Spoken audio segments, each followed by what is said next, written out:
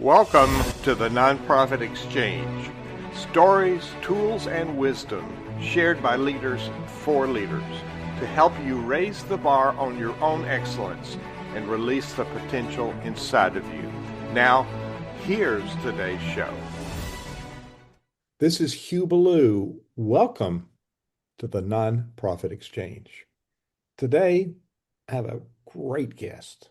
We've always had great guests, but this is no exception, and it's a really different dynamic. And Steve Gander and I have an affinity for leadership and really excellent cultures. So he's got some specific information. Sit down, take notes, share this with other people. You will be glad that you spent the next 25 minutes working on yourself and thinking about what you can do differently to reach the goals that you have in your mind. So about Steve, for more than 4 decades, Steve has coached leaders, transformed teams, and helped organizations build high performance, values driven cultures. His work focuses on measurable cultural transformation, leadership excellence, and sustainable organizational growth. With experience spanning Fortune 500 companies, small businesses, and nonprofit organizations, Steve is well known for his practical wisdom, cultural engineering systems, and deep commitment to developing leaders who inspire leaders. So, this episode is titled Engineering High Performing Cultures in Nonprofits. Steve, welcome, and tell us what inspired you to do this work of cultural transformation and leadership development. Yeah, great question, Hugh. I describe it as a divine vortex. Um, 47 years ago, I just got sucked into doing this work um, by a series of circumstances that I had no idea. It wasn't something I ever planned, but just got sucked into it, experienced it, and ended up in a business that was about transformation, for people. And the first time, I actually did a workshop, I was like the guy in Chariots of Fire. I felt God's pleasure when I ran. Only in this case, I felt God's pleasure when I did this workshop and saw the transformation and the results in people's lives. And from then on, I knew that's where I was supposed to be. And we've just kind of developed and worked and unfolded and learned things from our clients and learned things from scientists and experts now for 47 years, and have a wonderful team of people who are experts in their fields in different components of our process that have come along and taught us. And we've served everything from, individual leaders, young leaders. We've got curriculum now that universities are licensing for their college and MBA programs, all the way to small businesses, to Fortune 500 companies. We've served Toyota for 35 years, Microsoft, Subway sandwiches, Caterpillar, lots of big companies as well. Very simply because most people don't know it, but culture drives everything. When you know what it really means and how it works, it drives everything. It's like the water, coming into the harbor. Every boat goes up when the water comes into the harbor, and when the culture goes down, every boat goes down. Peter Drucker told us that culture eats strategy for breakfast, and the Harvard Business School stole it and decided that culture eats strategy for lunch. What I would say is, if you don't understand culture, it's the most misunderstood concept you could ever be around, because everybody talks about it all the time, but nobody's ever looked up the definition because they think they already know. Why would you look up a definition for something you already know? And the problem is everybody does, they know it, but it's a different definition. So it's like everybody's always talking about fruit, and one sees an apple and another orange, a banana. If you're Latin America, it's an avocado or a papaya. And it's like trying to get your arms around Jello. And the great news is that when you know what it really is, how to measure it, how to understand it, the science behind it, the data-driven tools that are available now, you can not only understand it, you can manage it, you can transform it, and you can use it to create excellence if that's what you have passion for. Yeah, people have their own definition, and if it's wrong, it's deadly. Yeah, So, exactly. as a career musical conductor, the I understand high performing cultures in a choir, in an orchestra, But I don't think people really understand culture. So I got a two-part question. Define what you mean by culture. And then I have on my music stand this musical score. It's dots on paper. Yep. And so the integration from that, like we have a strategic plan sometimes, and that's words on paper. So the integration from the strategy into performance is what I do. But without the culture, you're dead from the start. So you got Yeah. leadership skill and culture. So define culture and why is it, the real driving energy for success where strategy is just the platform? Yeah, great point. You said that word strategy. And as I define this and answer your question, what I want folks to realize is that there is, in fact, a proven strategy for building an excellent culture. But like any strategy, if you don't understand the strategy and how to implement it and you don't implement it properly, then you don't end up where you want to be. But if you looked up, if you just Googled the words corporate culture, you're going to get two definitions, one from Harvard, one from Cambridge are the two top. When you put them together, they're the beliefs that govern how people behave. So if someone believes my boss is a jerk, they're going to behave totally different than someone who believes the opposite. My boss is great. If you have a teenager who believes all my parents want to do is control my life, they're going to behave totally differently than the teenager who believes my parents want the best for me. So it's the beliefs that govern. And then that word corporate doesn't just mean companies or corporations. Corporate is any unified body of people, like you'd have corporate worship in a church. Corporate, so it's the beliefs that govern how people behave individually and then collectively as groups or teams. Now, the problem with beliefs is if you believe the scientist, the International Masterson Institute will tell you that our human brain processes 11 million bits of information a second, but we're only consciously aware of 40 bits, not 40 million, but 40 bits versus 11 million. And what Dr. Bruce Lipton at Stanford tells us that 95% of everything that we do is driven by our subconscious, these beliefs that we don't know that we have that are driving everything. And according to Dr. Lipton, most people don't even know that they have a subconscious or that it exists. And again, last piece of the puzzle, that teenager who believes that her parents are all they want to do is control her life could have just read that on Facebook from one of her friends, adopted that belief, and now she's behaving totally differently. Or the guy who believes his boss is a jerk could have a great boss, but if he had a boss 2 bosses ago that was a jerk, he is subconsciously viewing the world and all of his future bosses through that lens and behaving accordingly. So it's the beliefs that govern how people behave individually and collectively. And 95% of those beliefs are subconscious, so we don't know what they are. And until we can find out what they are, measure them, understand them, define them, identify them, and change them, we're stuck. We are stuck. That is the point. And it's what we don't know that's so damaging to us.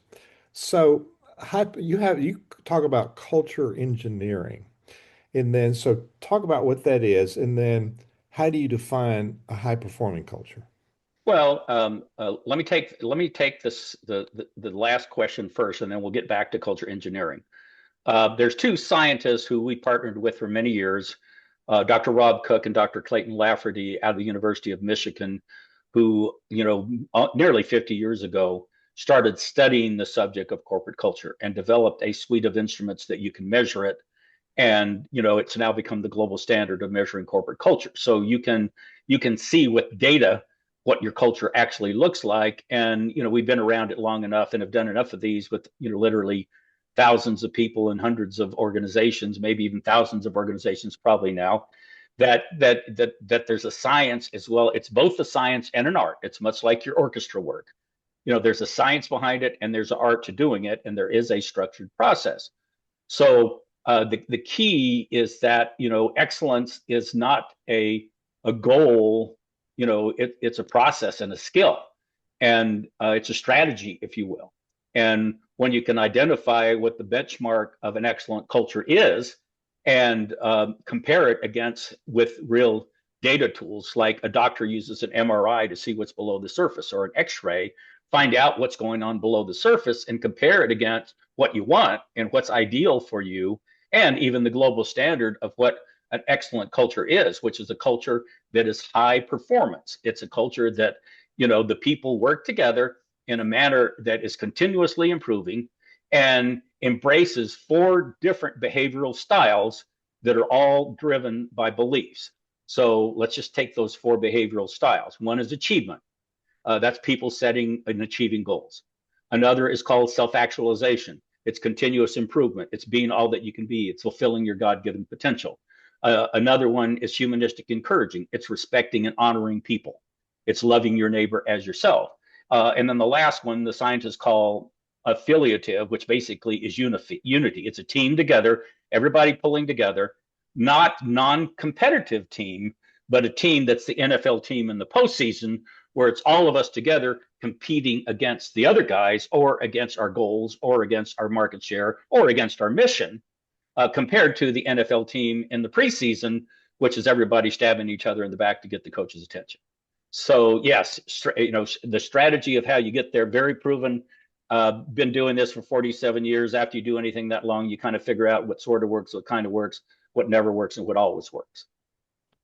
I love it. I love it. I've been doing my work about that long too. And, I'm an expert in the things I do because I made all the mistakes. Amen to that. You know, Battle scars can be very wonderful learning experience if you process them correctly. what doesn't work. So, despite our best intentions, leaders often set up problems, and we are sometimes the barrier to the culture we want to build. So Absolutely. the saying with the conductor is what they see is what you get.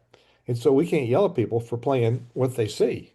So Yeah. there's a parallel in all cultures to that, right?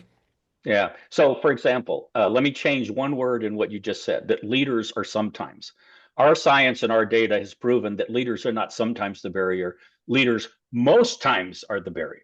In fact, 72% of all leaders who lead people create the opposite of those four constructive behaviors and styles and mindsets that they create the opposite of people setting and achieving goals. They create people who are underachieving and don't know that.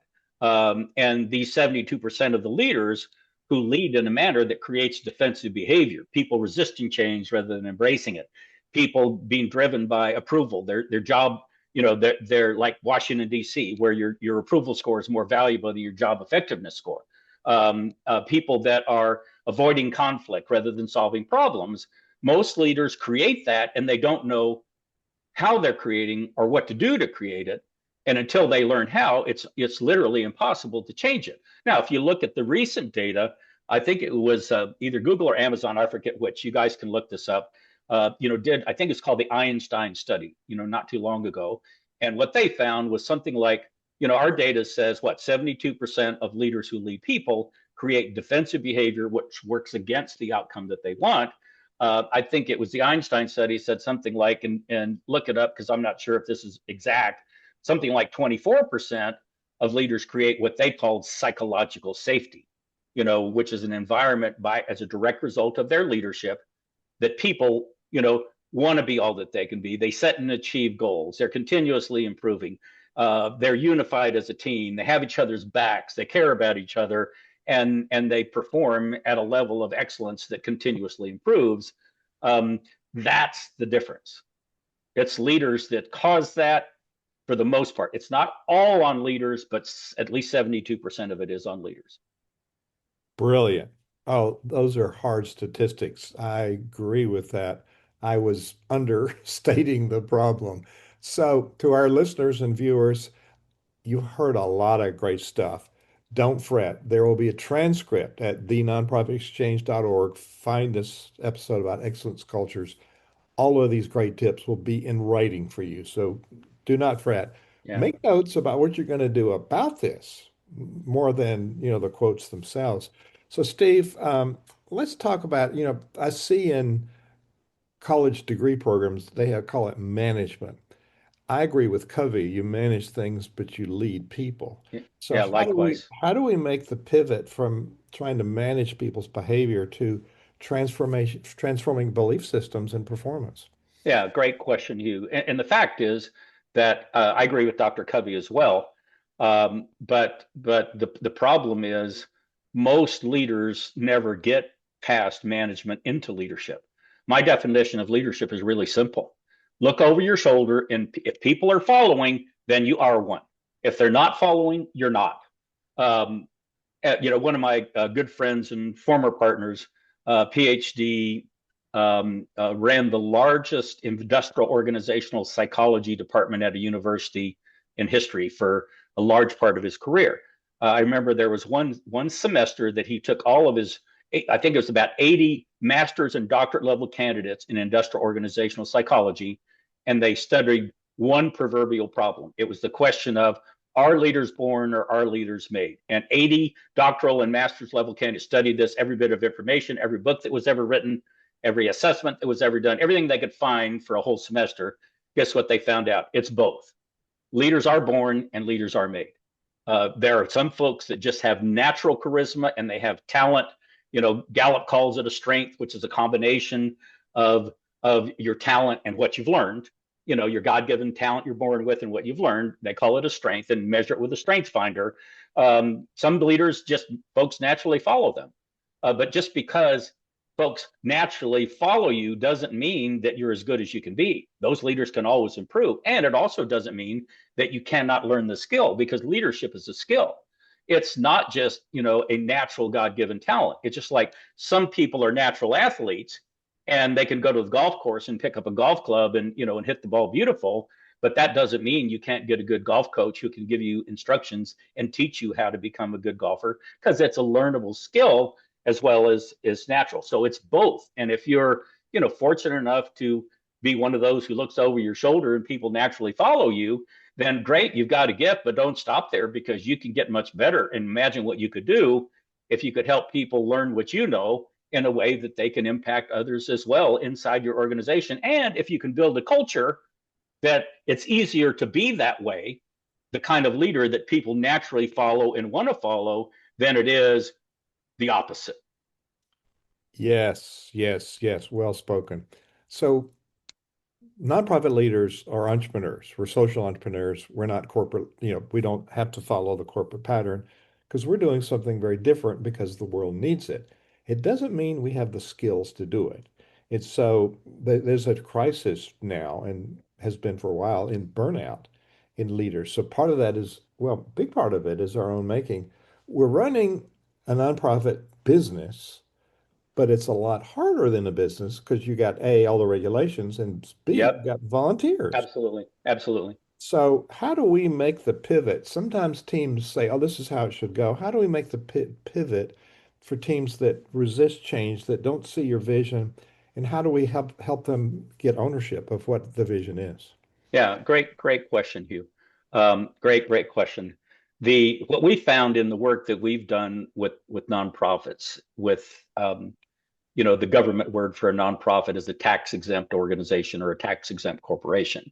And what we find is that they're actually more apt to not have an excellent culture than a for-profit business. And the reason for that is because, as you said, social organizations, the purpose of a nonprofit or a tax exempt organization is to make a social impact, to do good for people, to do good for humankind, to do good, for the planet, to do good for God if you're a faith-based nonprofit. But what happens oftentimes is that the people that are attracted to that kind of work are there for the mission. And when it's all about the mission, there's a tendency to ignore the culture, because when you feel bad, you don't change your feeling of feeling bad about what's going on at work every day by correcting the mistake or finding out or researching what's wrong. What do we fix it? You correct it by saying, oh, we're doing this wonderful work for people. Oh, we're doing this wonderful work for God. And we start feeling really good about something that's really bad and don't know we're doing it. And when you've got a culture of that where everybody's doing that, you are not just stuck, you're really stuck, and you don't know you're stuck. And really, I mean, the tax exempt organizations, if anybody, are the people who are making the biggest positive impact on humankind. even than for-profit businesses, because when you're in a for-profit business, their challenge is they slip into, well, it's all about the money instead of it's all about the people.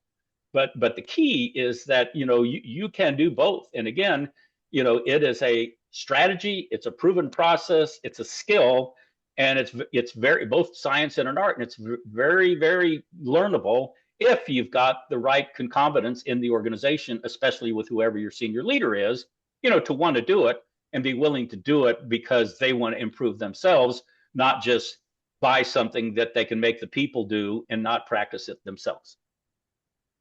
You are a wealth of very useful and implementable information. So we're got a few more minutes in the show here, but I want to tell us where your website is. What's the URL for Yeah, it's excellentcultures.com. Very simple. I'm going to Two pull words. it up. Excellentcultures.com. I'm Yeah. going to pull it up for people on video, but there's people on audio. So talk about what people will find there. Well, so when you go to the website, probably the thing you want to look at first is if you go to the About, and if you look at the About, there's a menu called Client Stories at the bottom.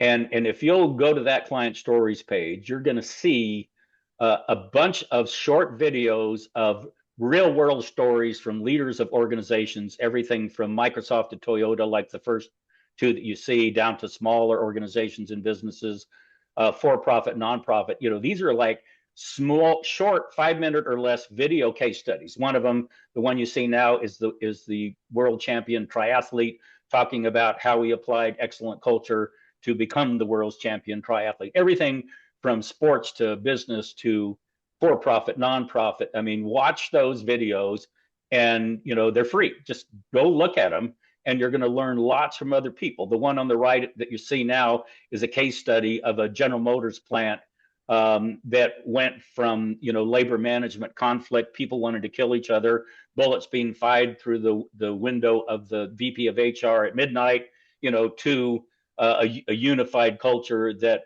put $5.5 million in scrap reduction on the bottom line in just 20 months. So look at those videos; you can learn a lot from them. Great.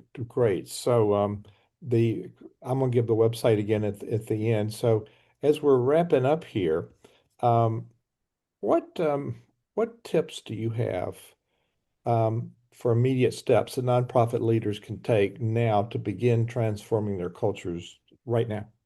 Yeah. So the first thing you need to do is you need to snap the fake reality out of your culture. You can't let yourself be believing a lie about how wonderful your culture is just because of something that you're measuring or paying attention to that is not the truth. So what we're giving you, again, no strings attached, no financial commitments. Hugh's going to give you a URL, excellentcultures.com/MRI, that's just like a medical MRI. And in 10 minutes, you can go online and answer 10 questions twice, once about the culture that you desire, a second time about the culture that you actually have or you experience. You can go online, do this in less than 10 minutes, and get a data profile that benchmarks the vision for the culture that you want against our database of the best, highest performing cultures in the world. So if you have the right vision. And it will also tell you in the same 10-minute exercise, because we've done this lots of times, literally thousands of times for many people, many leaders, many organizations, the algorithm does all the work for you. So the first thing you need to do is stop believing a lie about the culture that you have and look at reality. It's just like, you can tell yourself you're not overweight all you want to until you have a heart attack. And the doctor says, you need to go on a diet. You need to get your cholesterol down. I mean, how many people do we know that have had that awful experience? Stop telling yourself everything's wonderful, when it's not. Let's look at the data. People could lie about numbers, and they do all the time, but numbers never lie about people. When you get on the scale and see how much you really weigh compared to what your New Year's resolution is, the truth that someplace I read that it's not the truth that set you free, it's the truth that will set you free. And if you can know the truth about your culture, it's the first step to being set free. Did that answer your question okay, Hugh?